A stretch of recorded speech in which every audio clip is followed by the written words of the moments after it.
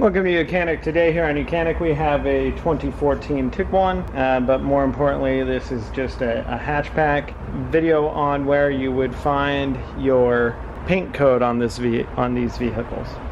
So this is a 2014 Tiguan, and we need to pop the hatch, and to get back in here into the trunk location and under this cover, as well as under that cover there. So you want to pull this cover up and we get access to here. We have our speaker. We would have a spare tire that would be mounted in there. We don't have the spare tire, so you would need to unhook your speaker, and then you would have an adapter here that's spun in there to hold this, because this is going to help hold down your spare tire. Then you'll be able to pop this up.